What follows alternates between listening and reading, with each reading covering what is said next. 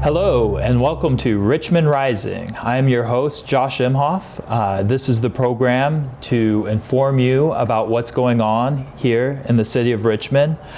I'm joined today by Ian Vanness, the Director of Infrastructure and Development for the City of Richmond.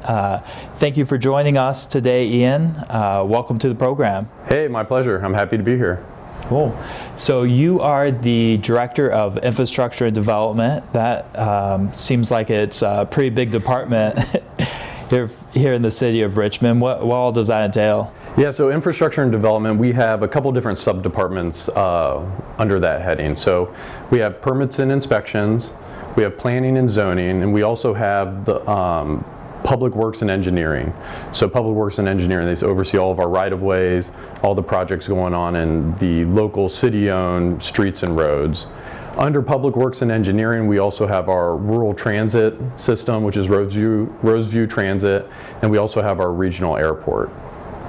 So it's pretty, quite large. Cool. So let's talk about zoning right now. Could you give us a rundown on what exactly is zoning and how does that affect property owners and people here in Richmond? Yeah, so zoning kind of serves two purposes. It is to first and foremost delineate how a property can and can't be used. So that you'll oftentimes hear people talk about zoning districts. So here in Richmond we have a whole host of zoning districts that range between residential, commercial, and industrial that say how a property owner can and cannot use that property based on what the list of permitted uses are for that given zoning district. That's to try to ensure that how a property is being used doesn't negatively impact its neighbors, and it's also to uphold district aesthetics and cohesion. The second reason we have zoning is that within that given zoning district, it dictates where you can and cannot put structures. So this is kind of the more aesthetic related codes that say how far structures can be placed from property lines, which we call setbacks or offsets, how tall they can be, and that again, that's all to try to kind of uphold a given neighborhood or area's district identity and integrity. Cool. Yeah. So on a day-to-day level, does it matter where you are zoned? Your house, is it that big of a deal knowing what your zone is, or where does that come into play?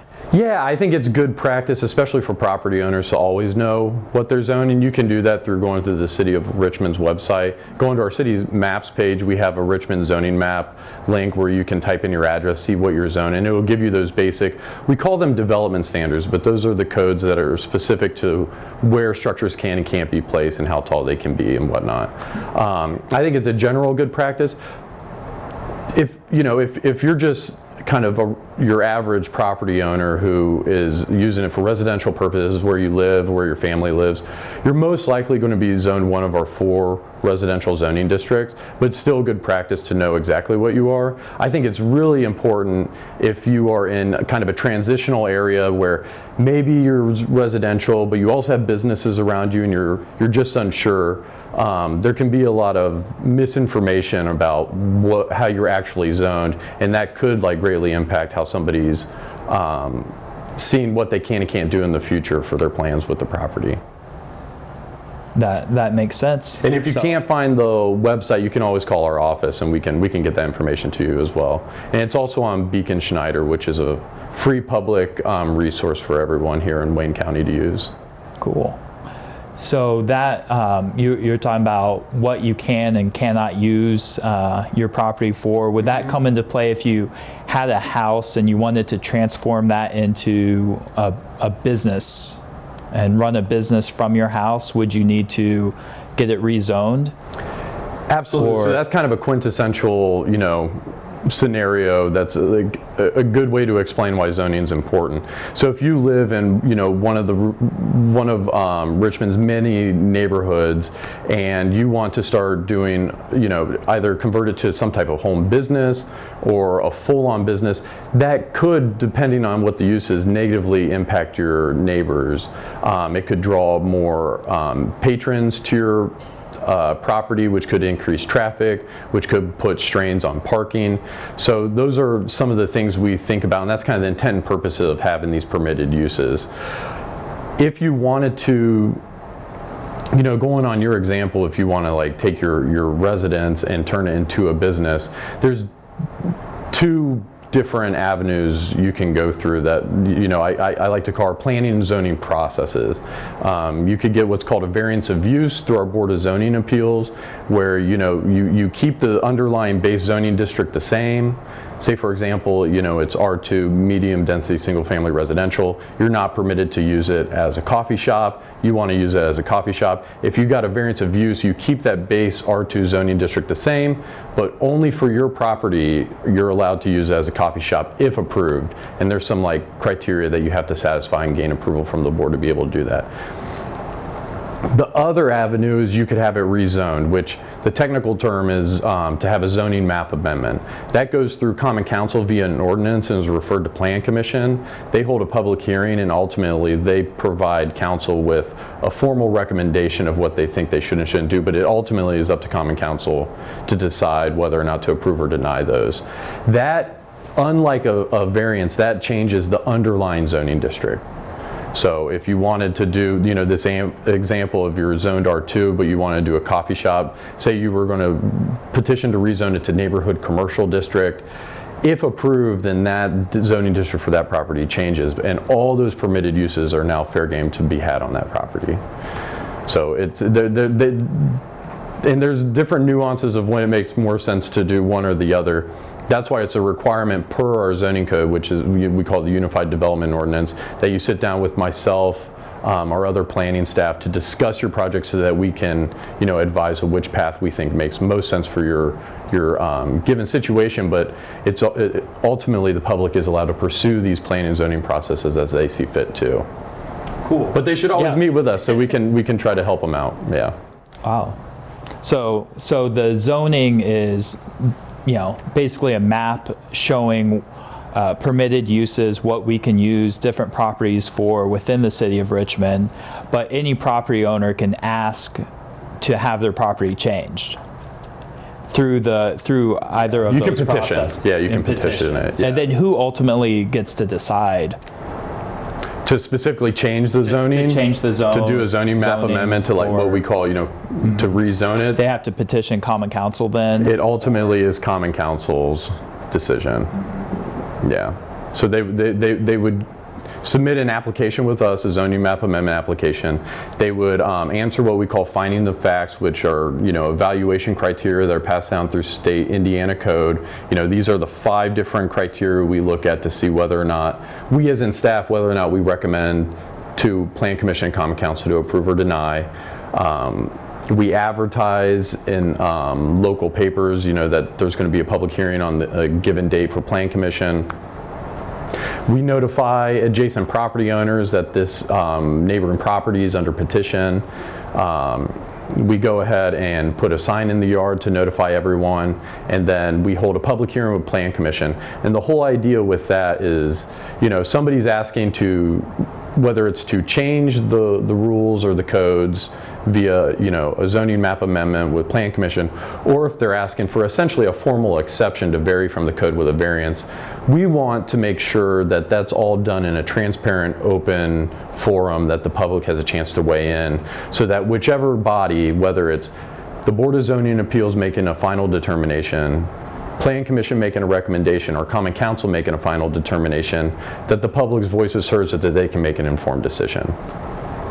In your example with a zoning map amendment, Plan Commission would have a public hearing, they'd take a vote on what to recommend to council, and then planning staff issues a memo explaining what happened at the meeting, and council also has a representative on Plan Commission that can attest to how the meeting went, and then they also open up for public comment, so anyone from the public can speak to the ordinance, and then they take a final vote.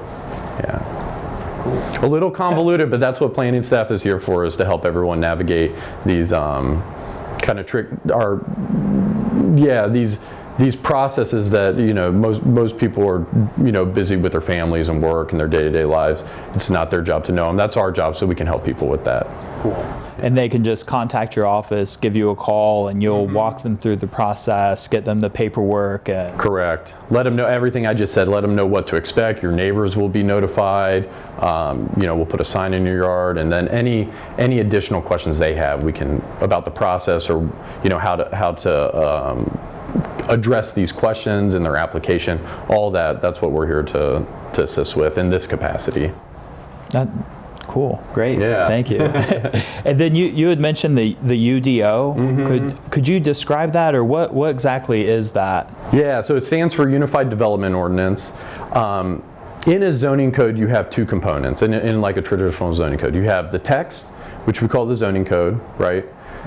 That's where you have the different, how to use that document, all the different districts with their permitted uses, special exception uses, then all their development standards. Then you have some other different chapters to a zoning code of like, what do you do for grandfathered uses, or what we call legal nonconforming. Then you have like some definitions. That's kind of like the meat and potatoes of any zoning code. But then the accompanying document to a zoning code is your zoning map, which is really important because that's how you know what a property is zoned or not. The other third document that accompanies zoning and planning processes is traditionally called subdivision control ordinance.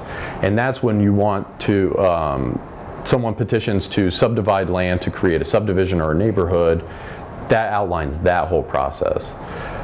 The nice thing about a unified development ordinance is it's all three of those in one.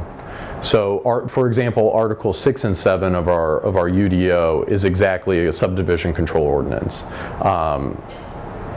And it's nice because then the code, they reference each other, and there's more cohesion between the zoning code and subdivision control ordinance and the different processes. And ours was updated. We did a major overhaul, we as in the City of Richmond, in 2010, so I wasn't around for this, but they did a great job, and they took, beforehand it was Chapter 154 was the zoning code and the zoning map, Chapter 153 was subdivision control ordinance, and now it's all just under Chapter 154, which makes it easier on staff. And when it's easier on staff, I like to think it's easier on the public too.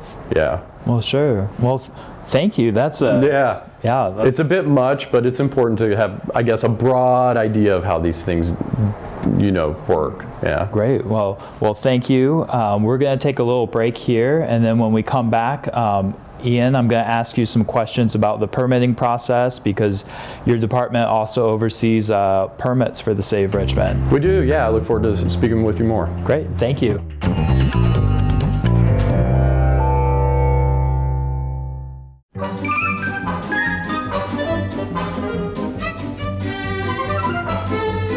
Hi, I'm Becca Murphy, and welcome to the Murph. Today I have Ty Farmer and Richie the Raccoon, and we're going to explain placement of containers, what goes inside and outside of containers, and the proper procedures of recycling, cardboard, and trash.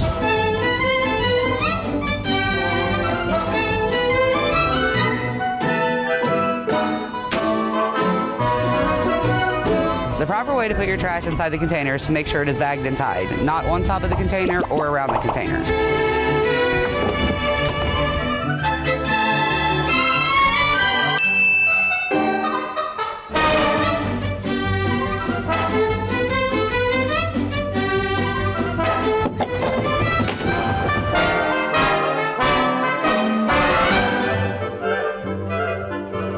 The proper way to recycle is to make sure that you're putting in product that we are able to take at this time, which is your 1/2s of plastic, your steel, aluminum, and your glass.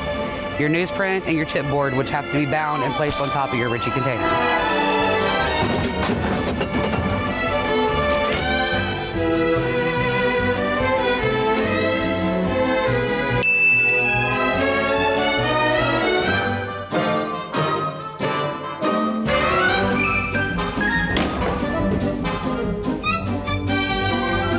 We only take corrugated cardboard, which is your Amazon boxes, your Walmart boxes, and the ones with the wavy lines in the middle.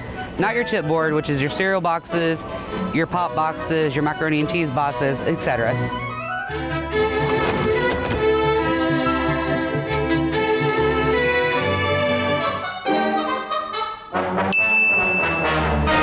Thank you for joining us. Please make sure all containers are placed outside by 6 a.m. of your scheduled pickup day.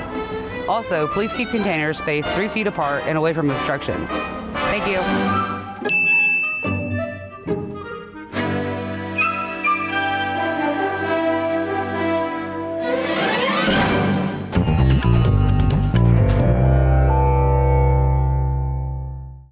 right, thanks for joining us again. I am Josh Imhoff with Richmond Rising, and joined with me today, Ian Vanness, the Director of Infrastructure and Development for the City of Richmond.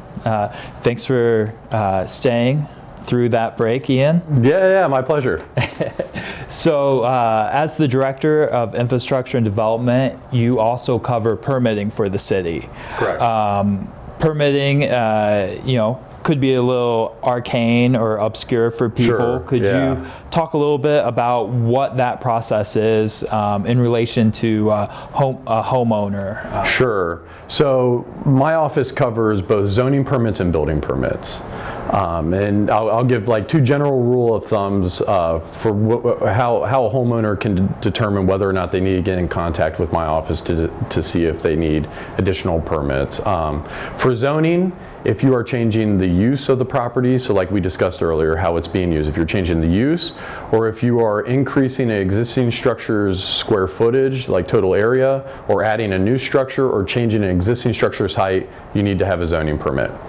Now there's all sorts of kind of unique situations that maybe preclude you from needing a zoning permit, but if you're adding square footage, changing the use, or increasing the height, you should go ahead and just give us a call, come in, we can meet to see what all exactly your project is and if you need to go forward with submitting a zoning permit. The zoning permit will, we have an actual application to fill out, but then there's also a site plan, which can be, two-dimensional bird's eye view. You can print something out from Google or from Beacon, aerial image of your property, and we can help get that submitted where you just, illustrate where the improvement's going to be so that we can do all the review that we need to on that. But you don't have to have like a licensed engineer, architect, or land surveyor create that survey for like a residential home improvement project. For building permits, a general rule of thumb is if it's over 500 square feet, or if it's over $500, you need to pull a building permit. But under the building permit umbrella, we have, general remodels. We also do electric, HVACs, so that's heating and air conditioning, and also plumbing. And you can always give us a call and we can walk you through whether or not you need to pull a permit. Building permits are in Chapter 150 of the city code. So if any of the viewers are curious, they can go to Chapter 150, kind of see where what rules we're following there. Cool. And if the homeowner hired a contractor, generally would the contractor handle the permitting process, or how does that work? Typically the contractor will, but that's really negotiated on the private side between the homeowner and the contractor. But I do encourage all homeowners, if you are having a contractor do the work for you and they are responsible for getting the permit, I would check up on that, because ultimately it is the homeowner's responsibility to ensure that all permits are pulled. And they can call your office to check on a permit? Yes, and we do email, depending on how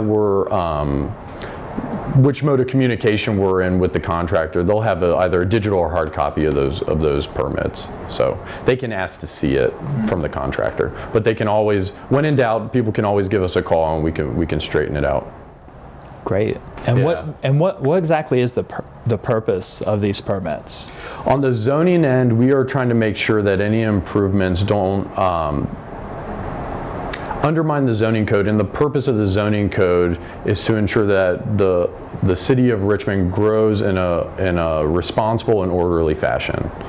So we're kind of thinking, big picture. We just want to make sure that all these kind of standalone projects don't undermine the shared success that we're all having.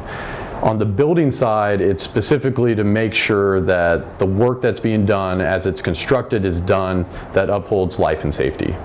So this is really all it on the zoning end. It's really kind of community minded to make sure everything's done in to uphold community cohesion, but on the building side, it's really make sure that property owner is going to be able to safely inhabit that and use that structure. Great. So does that mean that the structure would need to get inspected after the permitting process once it's constructed, or? how does that work? Right, and some of these, it depends on what the nature of the improvement is, but after permits are issued, that means work can start. Like and you cannot get a building permit without zoning approval, but once a property owner or contractor has both permits, they can go ahead and start work, and then depending on what that job is, there'll be continued inspections until the job's complete to make sure it's in compliance with building code. Yeah. That's interesting. I guess I hadn't considered all of that. Yeah. Well, that's what we're here for. So if people have additional questions, they can contact the office. Mm-hmm. And what is what common types of permits then are people like pulling for? It's very seasonal. Unsurprisingly, in the summer is like our busiest time of year, when people can get outside and actually be working on different property improvements. But we have a lot what we call, accessory structures. So they're also called outbuildings. So sheds, pole barns, garages, carports, those are pretty common. And then minor additions on the, like room additions on the residential side. Commercial's kind of a whole other, some things are either residential or commercial, but commercial, it depends. If it could be new construction, it could be an interior renovation. It just kind of depends what that business entity has going on at the time. Cool. And commercial properties follow a similar structure of pulling permits with your office. Correct. Yeah, correct. And on the zoning side, it's all the same. They just,